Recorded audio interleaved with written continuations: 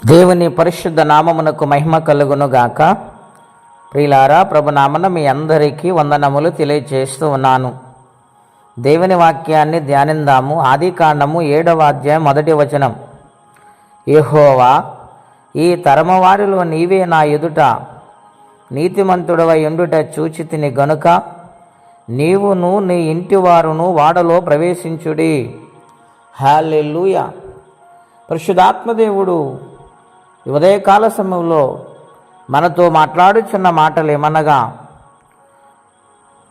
ఆది కాండము నుండి దేవుడు మాట్లాడుచు ఉన్నారు. ఆయన అంటూ ఉన్నారు, నోవహును చూసి ఆ తరములో,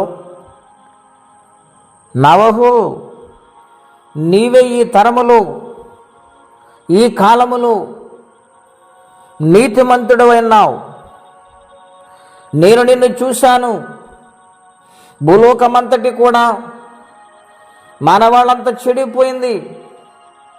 నా మాటను నిర్లక్ష్యము చేశారు, నా మాటను పక్కన పెట్టారు, సృష్టించిన నన్ను మరచి సృష్టిని పూజిస్తూ ఉన్నారు అని నోవహుతో దేవుడు మాట్లాడుచుంటున్నాడు. నీవు నీతిమంతుడవు గనుక నేను ఈ భూలోకానికి భయంకరమైన ప్రళయాన్ని రప్పిస్తూ ఉన్నాను. దాని నుండి తప్పుకోవడానికి నీవు వాడను తయారు చేసి ఆ వాడలో ప్రవేశించు. నేను నిన్ను రక్షిస్తాను, నేను నిన్ను కాపాడుతానని నోవహుతో దేవుడు మాట్లాడుచు ఉన్నారు. అవును ప్రియులరా, 6వ అధ్యాయము ఆదికాండము 9వ వచనం మనం చూస్తే, నోవహు నీతిమంతుడు, తన తరము వారిలో నిందారహితుడై ఉండెను. నోవహు దేవునితో నడిచినవాడు. హల్లెలూయా. గనుక దేవునితో నడిచేవారు, దేవునితో పెనుగులాడేవారు, దేవుని మాటకు లోబడేవారు నీతిమంతులుగా తీర్చబడతారు. ప్రియులరా,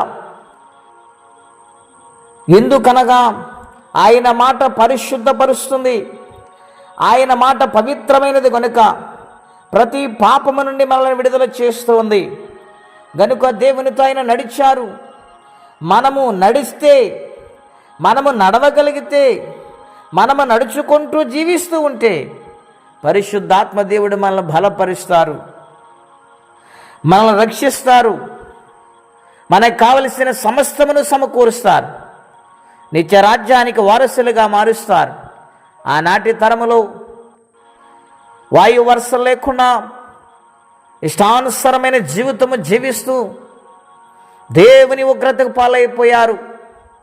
గనుక దేవుడు నీతిమంతుడైన నోవహుతో మాట్లాడి, నేను నిన్ను రక్షించాలని, నిన్ను కాపాడాలనుకుంటున్నాను. గనుక నీ కుటుంబముతో పాటు నువ్వు రక్షించబడాలంటే, వస్తున్న ప్రళయమును తప్పుకోవాలంటే రక్షణ వాడను సిద్ధపరచుకో. హల్లెలూయా. ఇది నాన్న పరిశుద్ధాత్మదేవుడు ప్రియ స్నేహితులారా మనందరితో మాట్లాడుచున్నారు. మన కుటుంబాన్ని మనం కట్టుకోగలుగుతున్నామా? మన కుటుంబాన్ని ప్రభువైపు నడిపించే శక్తిని, ఆత్మ బలమును పొందుకొని ప్రతినిత్యమైన పాదాలు పట్టుకొని ఆయనతో నడవగలిగితే ఖచ్చితంగా దేవుడు మన పట్ల గొప్ప ప్రణాళికతో మన కుటుంబాన్ని రక్షించి దివ్య రాజ్యానికి వారసులుగా మారుస్తారు. అటువంటి దీవెన మనందరము పొందుకుందాం. అట్టి కృపా తీర్మానం పరిశుద్ధాత్మ దేవుడు మనందరికీ దయచేయునుగాక. ప్రార్థిద్దామండి. అత్యంత కృప కలిగిన దేవ, మహోన్నతమైన మీ నామము కొరకే వందనాలు. మీ సన్నిధిలో నడిచిన నోవహు గారిని ప్రభువా మీరు కాపాడి ప్రళయము నుండి, అపాయము నుండి, కీడు నుండి, వినాశనము నుండి మీరు తప్పించి రక్షించారు. ఆయన ద్వారా, వారి కుటుంబం ద్వారా మరలా భూలోకాన్ని నింపావు ప్రభువా. నాయన, నీతిమంతులు చూసినప్పుడు మీరు కనికరిస్తారు నాయన. అంత గొప్ప దేవుడు నాయన. నాయన, నీ సన్నిధిలో యథార్థముగా నీతిగా బ్రతికే జీవితం ఈ పాపలోకం, పాపిష్టి లోకము నుండి మమ్మల్ని ప్రత్యేకపరిచి నడిపించి వాడుకుని మహిమ తెచ్చుకోమని మా కుటుంబాలను రక్షించు నాయన. ఇంకనూ రక్షణ లేని వారుంటే ప్రభువా రక్షణ దయచేసి మహిమ తెచ్చుకోమని యేసుక్రీస్తు వారి పుణ్యనామమును ప్రార్థన చేసి వేడొచ్చున్నాము తండ్రి. ఆమెన్. దేవుడు తన కృపచేత కాపాడునుగాక. ఆమెన్.